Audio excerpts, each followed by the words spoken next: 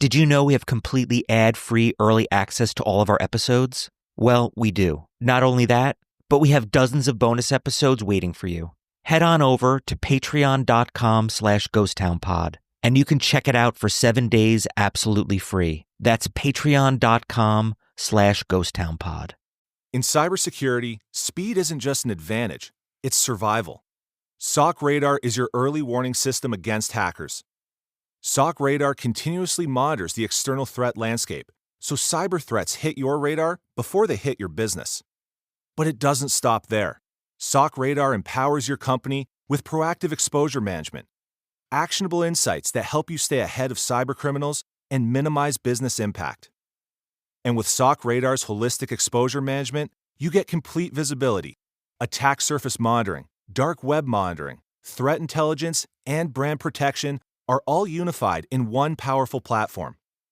SOC Radar isn't just another tool, it's your frontline defense in a world where threats never sleep. Start your free trial at socradar.io/podcast. That's socradar.io/podcast. Don't wait. Voices are powerful things. At Vanguard, our investors are our owners, and their voices are heard. And now, with Investor Choice, they have an even greater voice when investing. It's just another reason millions of investors have turned to Vanguard for 50 years. 50 million investors, 50 million voices. Vanguard. Vanguard is owned by its funds, which are owned by Vanguard's fund shareholder clients. To learn more, visit Vanguard.com. All investing is subject to risk. Vanguard Marketing Corporation Distributor. A holiday horror. I'm Jason Horton. I'm Rebecca Lieb. And this is Ghost Town.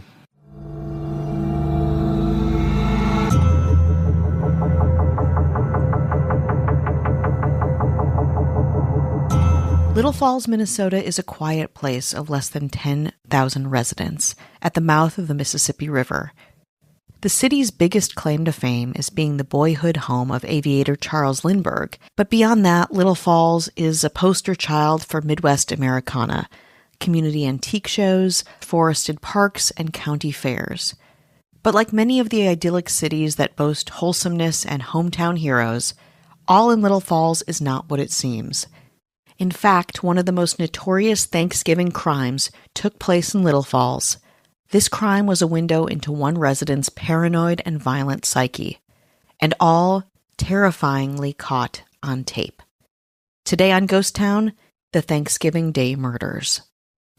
On the night of November 22nd, 2012, two teenagers, 18-year-old Haley Kiefer and her cousin, 17-year-old Nicholas Brady, cased a home in Little Falls, Minnesota. Brady and Kiefer were petty criminals, to be sure.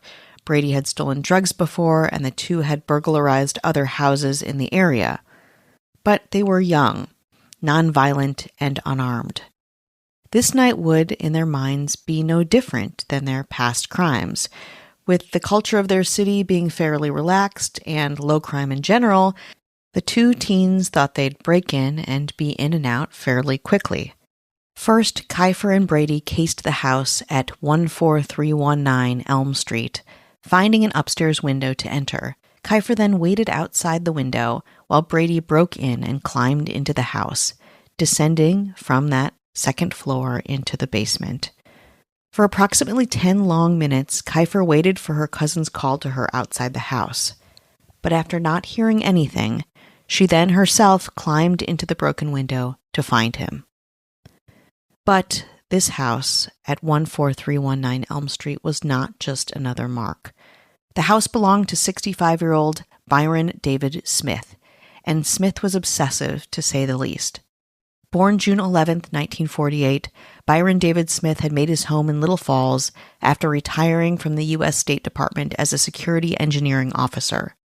Smith lived alone. He was never married, had no kids, and in his retirement focused not on a quiet rural existence, but a huge problem in his own life, in his own mind: burglaries.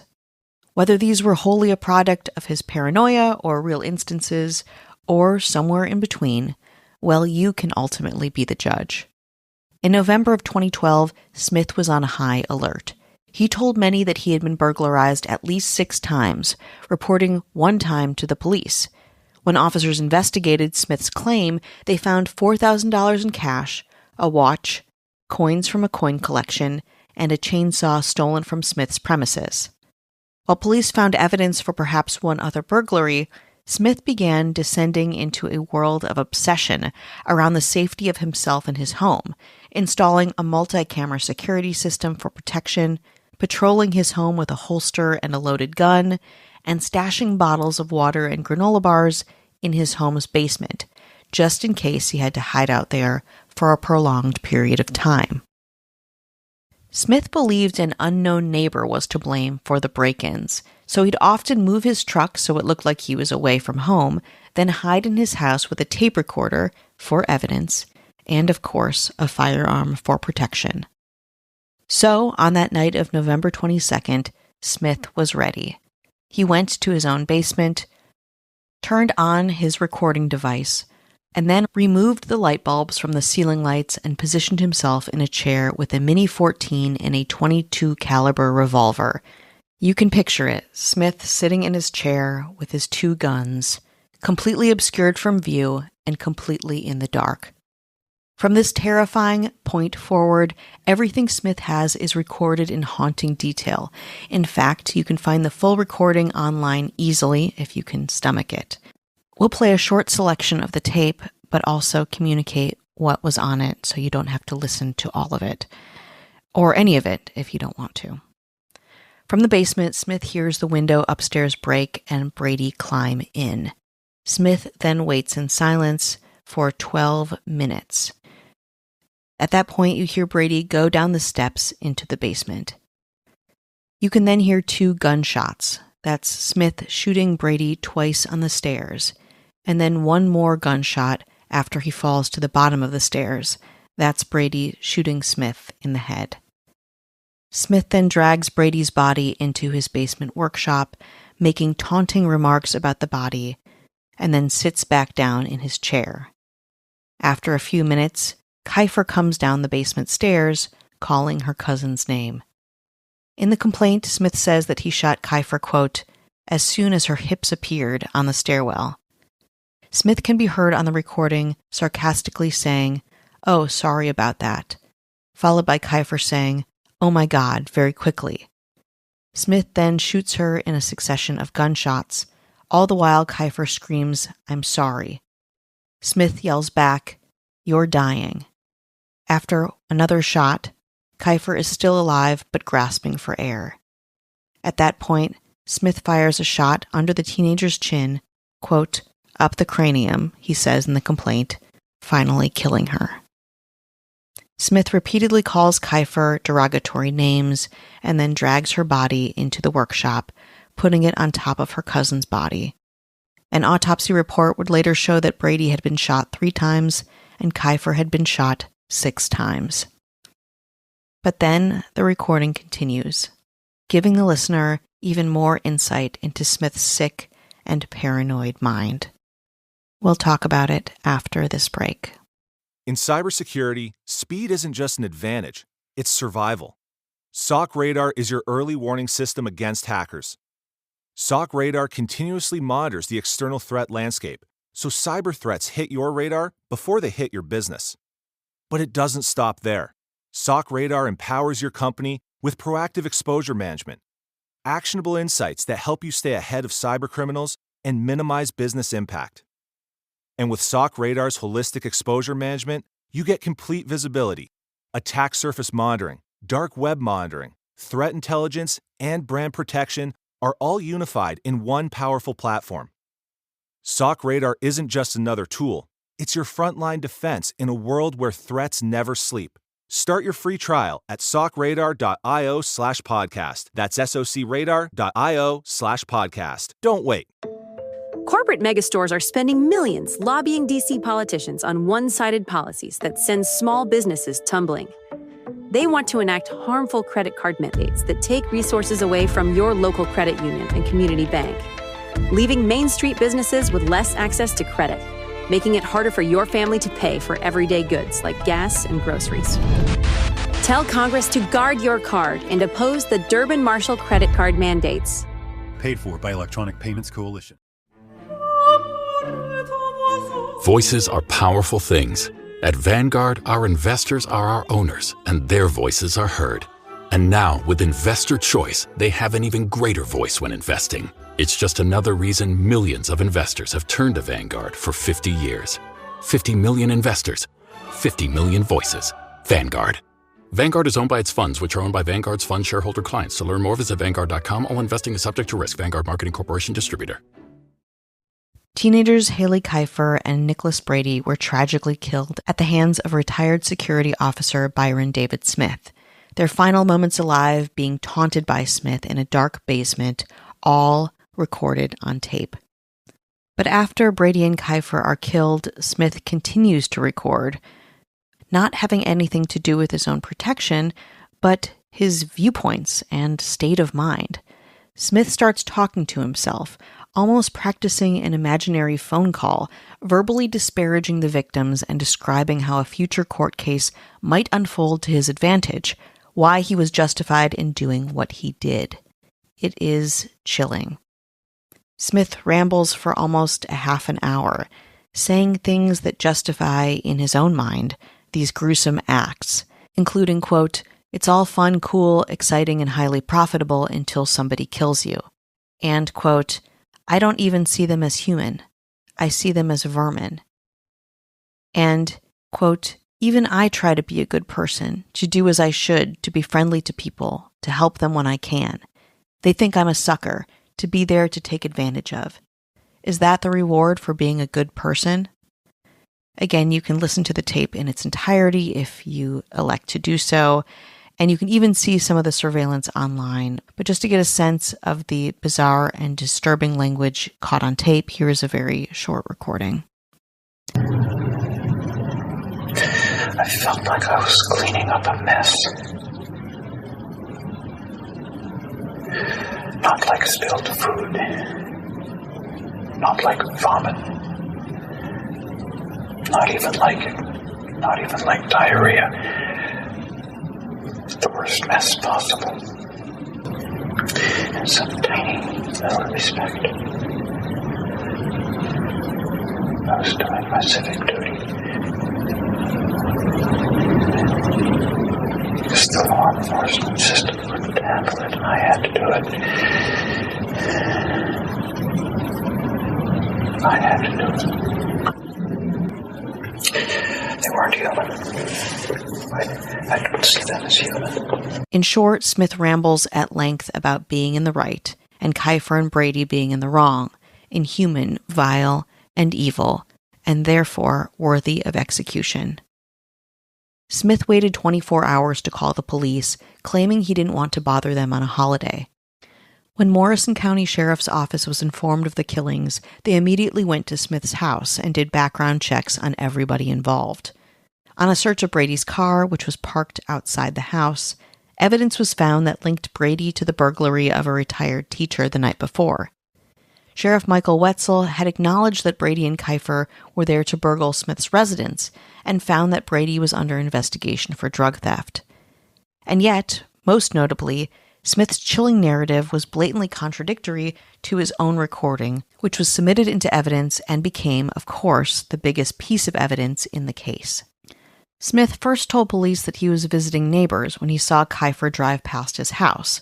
He told authorities that he suspected she was responsible for all the other burglaries of his home.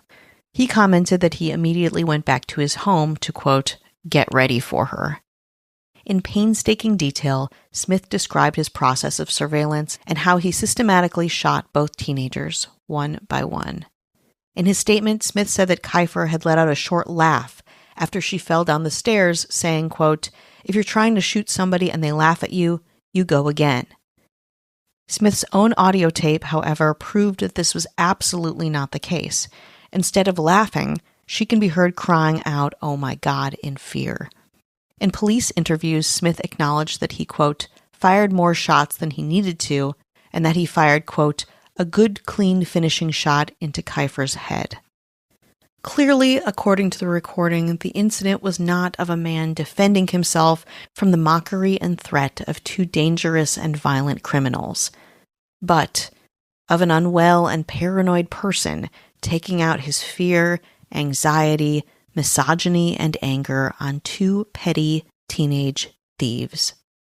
When news of the case hit the press, Smith's actions brought up huge controversies around stand your ground laws, which, if you've watched The Perfect Neighbor on Netflix recently, is discussed really expertly at length.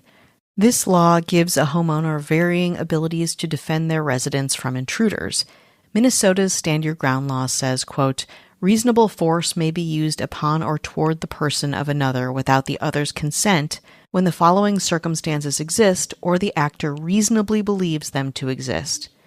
It also says, quote, the intentional taking of the life of another is not authorized, except when necessary in resisting or preventing an offense which the actor reasonably believes exposes the actor or another to great bodily harm or death, or preventing the commission of a felony in the actor's place of abode. Basically, people believed Smith perhaps had a right to shoot the teenagers initially for breaking into the house, or perhaps for killing them. But others believed that beyond the initial shots, or the initial shots in and of themselves, were excessive and cruel, unauthorized, as the law says.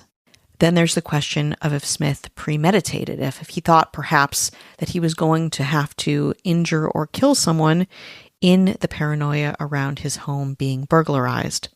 All of these questions went to the media, and on April 21st, 2014, they were taken into Smith's trial. The trial commenced on April 24th, and on April 29th, Smith was found guilty on 2 counts of first-degree murder with premeditation and on 2 counts of second-degree murder and immediately sentenced to life in prison without the possibility of parole. Wes Hattelstead, one of the 12 jurors, would later say to press that, quote, jurors went through each charge point by point and, quote, reasonably quickly came to the conclusion that we thought it was in fact premeditated.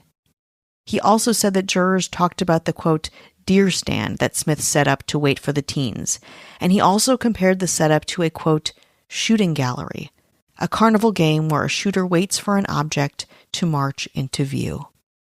As you might imagine, the audio recording was ultimately the biggest influence on the jury's decision. The tape, Smith's own creation, would seal his fate. Again, according to Hattelstead, quote, the tape was the most damning piece of evidence in my mind. The audio recording of the actual killings and the audio recording of Mr. Smith's interview immediately after his arrest pretty much convinced me that we were dealing with a deranged individual. Following his conviction and sentence of life imprisonment, Smith went through multiple appeals. All were denied. Smith will spend the last of his days incarcerated in a fortified fortress of a different kind, at Oak Park Heights, a high-security prison in southeastern Minnesota.